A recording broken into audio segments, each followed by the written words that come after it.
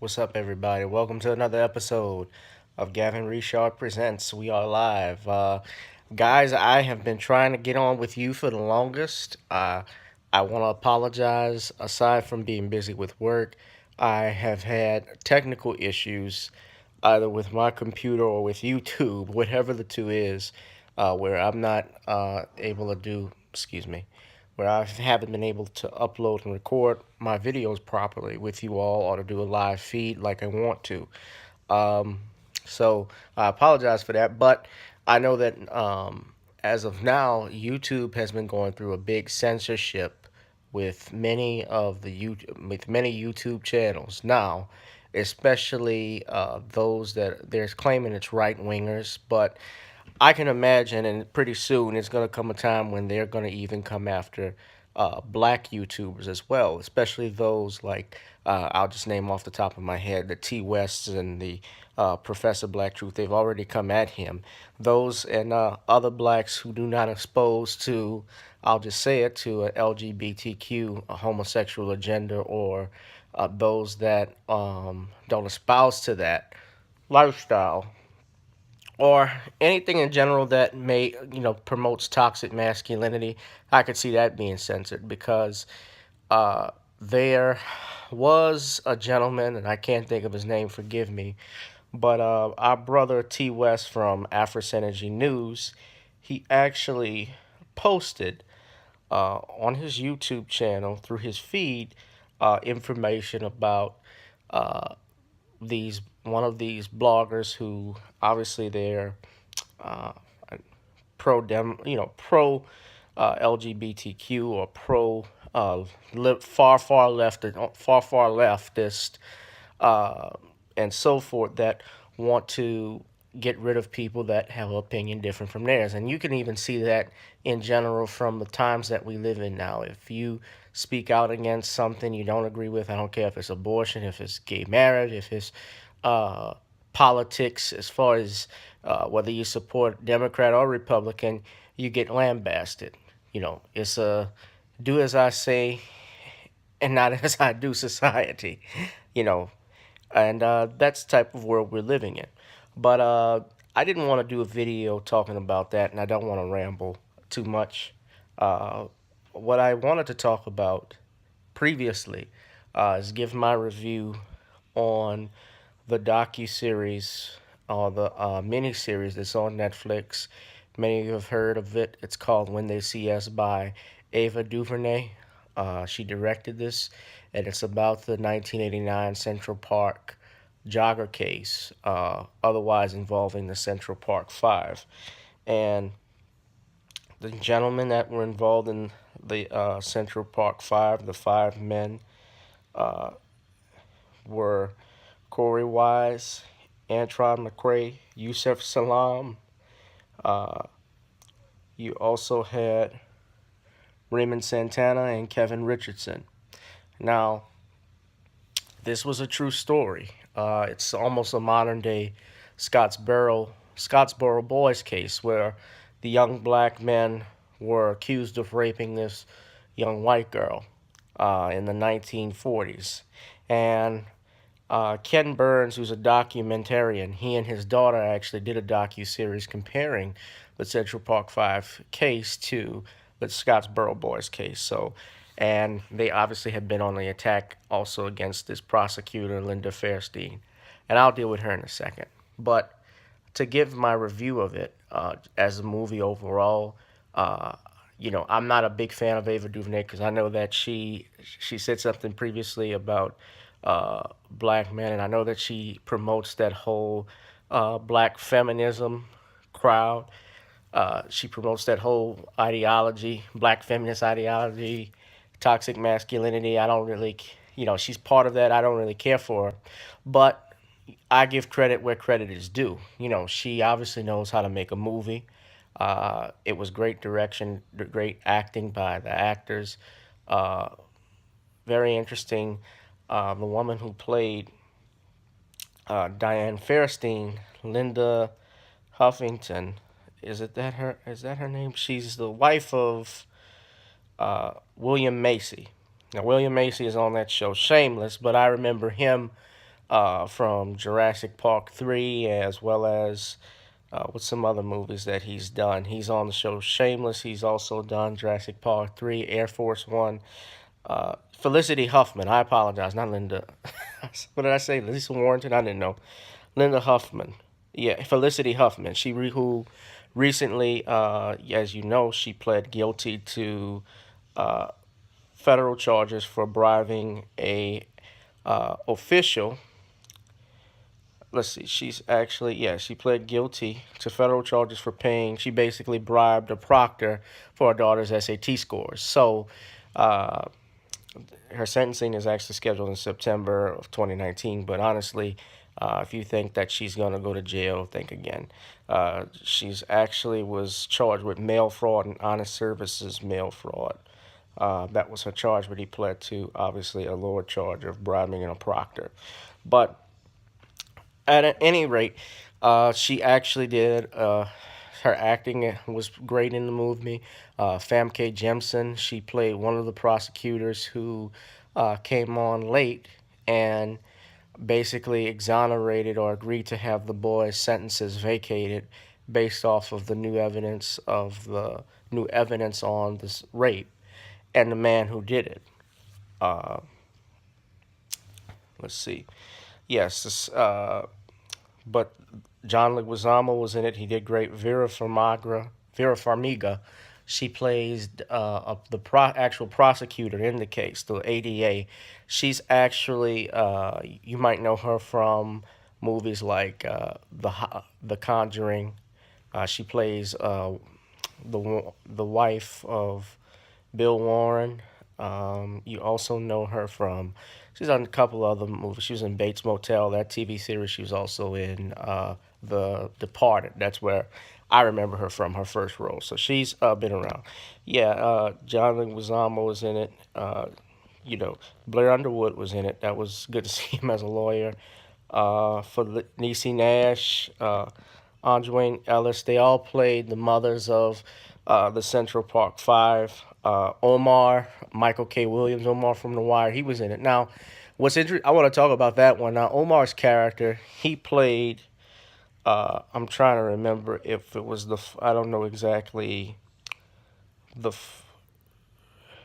his character, I'm looking at it right now, was Bobby McCrae. So he was Antron's father. Now, what's interesting, and by the way, there are spoilers in this if you haven't seen it, so just beware. So I'm getting into it now. I'm giving you a few seconds if you haven't seen it. Okay, it's enough time. Well, Michael Williams played Antron's father. And what's interesting about Michael Williams' role as Antron's father, Bobby McCrae, was that he had previously been in jail before. And he's out of fear when he went to the police station, and this was hours after the police had these boys in custody, questioning them without having a lawyer present, questioning them without their parents present, without their parents being notified of the nature of the charges until they actually got there and got these bogus confessions out of them. It wasn't until the father arrived, and while initially defending his son, after he talks with the cop outside, he sells his son out to confess and tell the cops whatever he wanted them to say. And that was obviously a huge mistake on his part. It showed an act of cowardice.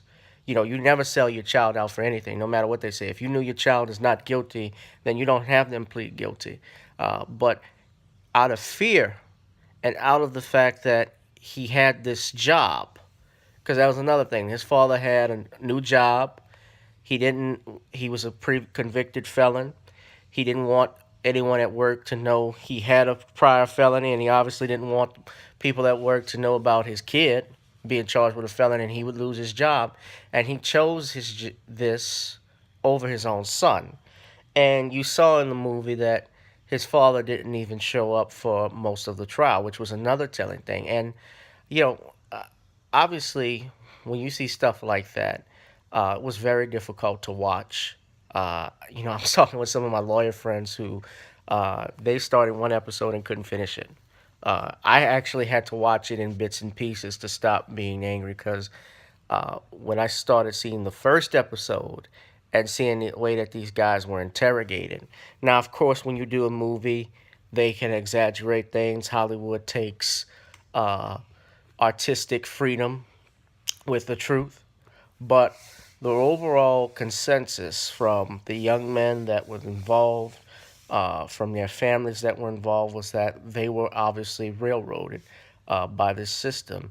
Uh, you know, and the fourth episode obviously was the hardest because the young teenager, the oldest teenager, who was still a kid, he was actually sentenced to real prison. He didn't go to juvie hall like the other four. Corey Wise, he actually was sent to upstate to Rikers Island, and he did some hard time, and he went through a lot. And what was interesting is that the man who actually did the rape,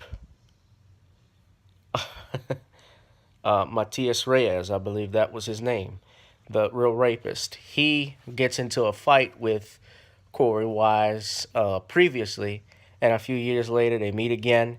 And apparently, when he has a conscience of, I'm sorry, a shock of conscience, and he wants to turn his life around, although he's doing basic life in prison, because my understanding is he's raped several women before. He's been previously convicted, uh, and he's even had I think, a murder charge on him. So he's not getting out of jail anytime soon for doing this. He confessed to doing this crime.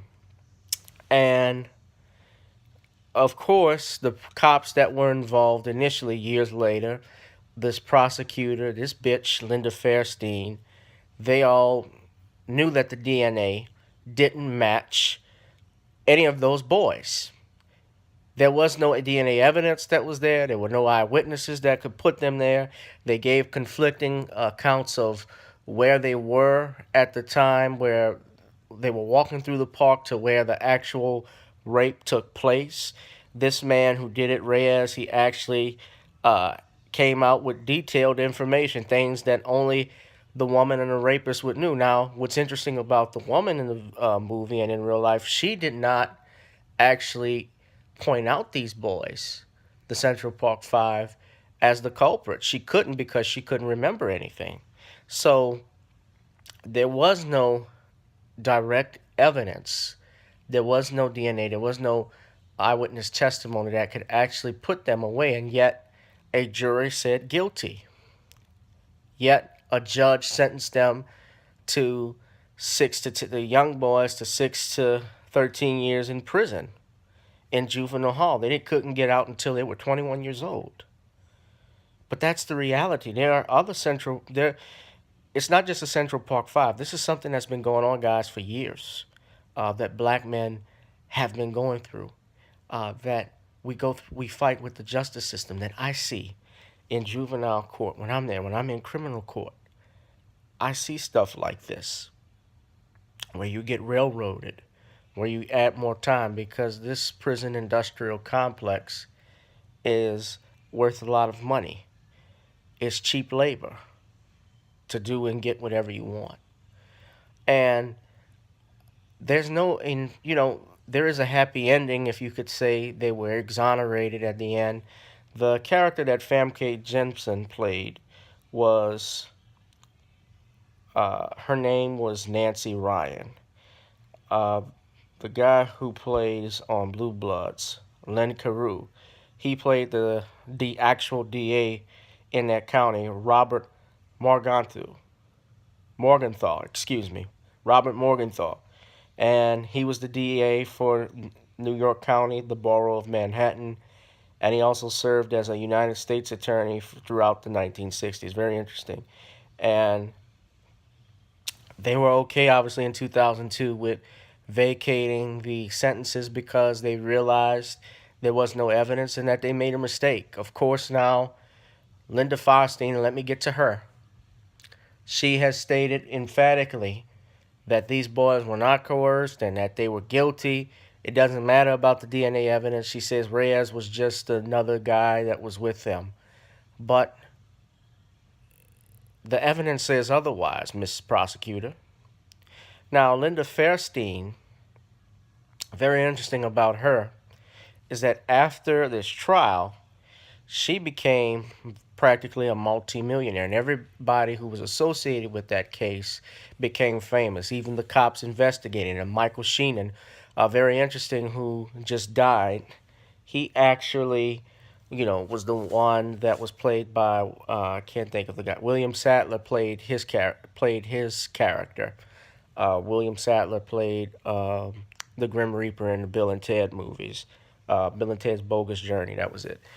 And he actually just died, and we found out that he had some run-ins with the law that got him, question his credibility. He would, there were questions about all of these police officers as far as them uh, stealing drug money, their DUIs, their, all types of DUIs that they had on this cop.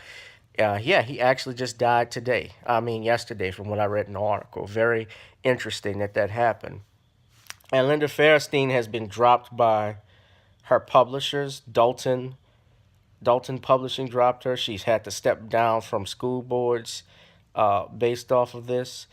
And she made millions of dollars from it. So, after this case, because she was high in demand as a prosecutor on many of these television shows, these networks like E and Court TV. She sat in and basically was a special consultant.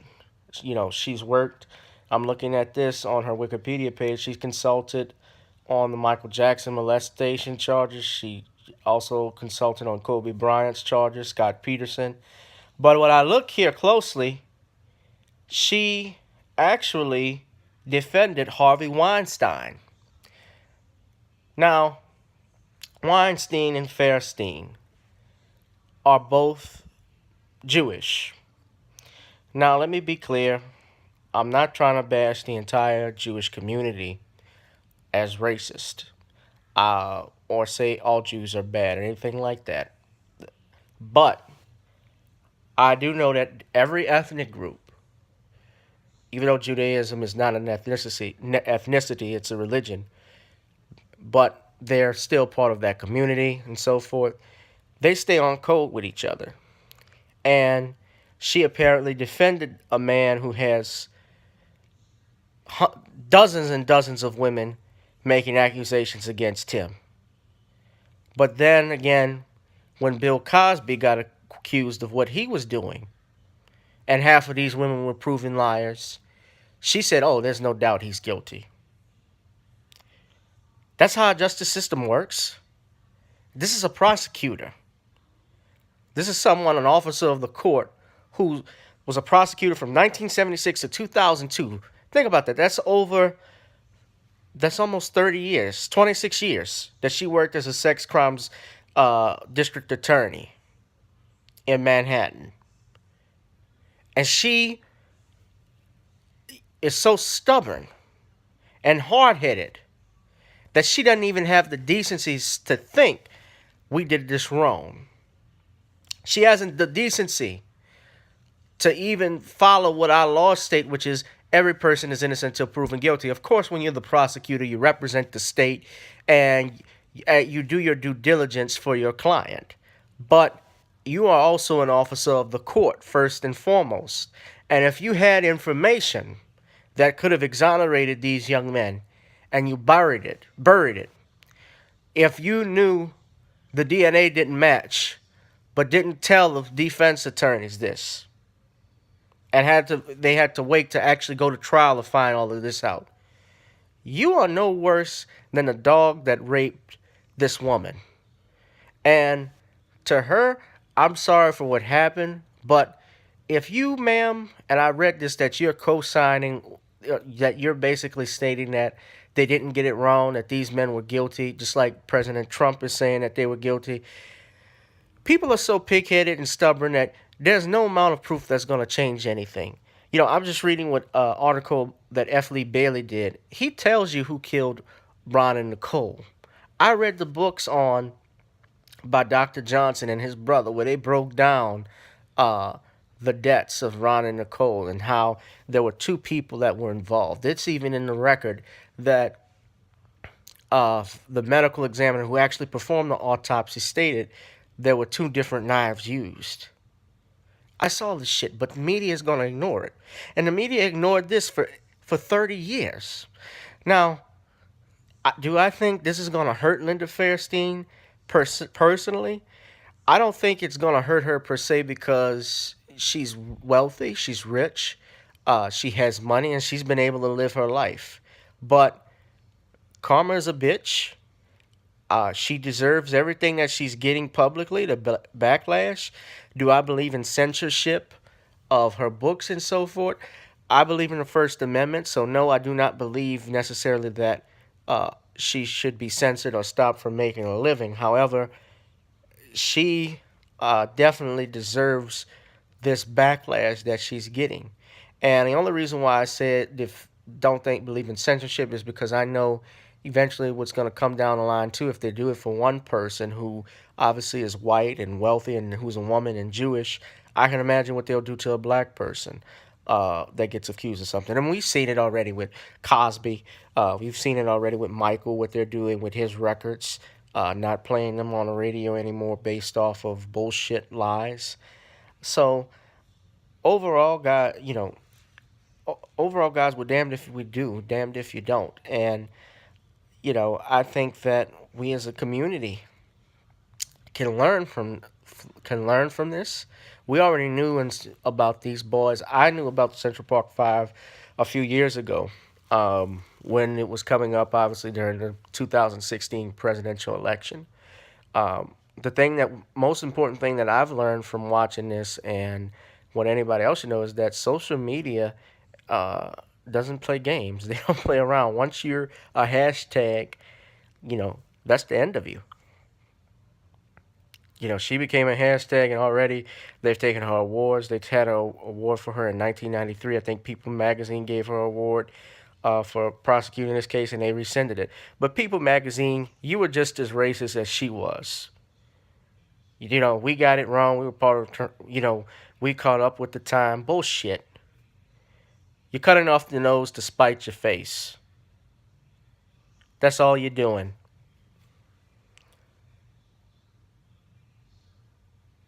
You know, this is a textbook example of what happens when a prosecutor abuses his or her power. And it goes on every day. I just saw, I'm going to close on this. In Shreveport, Louisiana, I saw a prosecutor that prosecuted this gentleman in the 1980s. It was on 60 Minutes. And this prosecutor, hold on, let me type his name in.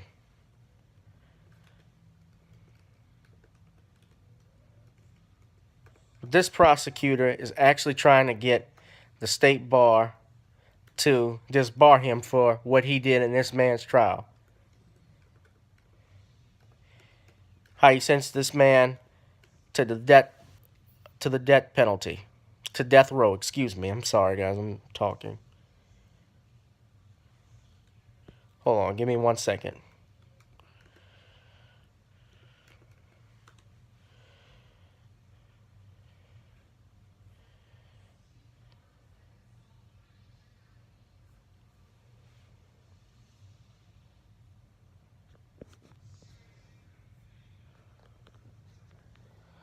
Trying to find his name.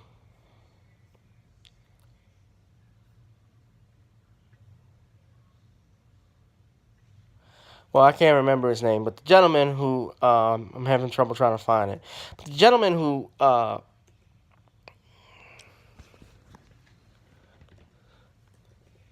find it for you later. But this gentleman actually is seeking that the state bar disbar him because he sentenced a black man to death row, and he had tried to keep blacks off the jury uh, in his trial. And finally, through DNA evidence, the man was exonerated. But it was 30 something years later, and he was dying of cancer. And I watched the prosecutor actually come to the man's house. He was staying in a home that they had, I think it was the Innocence Campaign had put for him, that they rented out for him to use in his last days. And he asked him to forgive him, the prosecutor, for what he did. And the man said, I wish I could, but I can't. Now, he died a few weeks after that aired.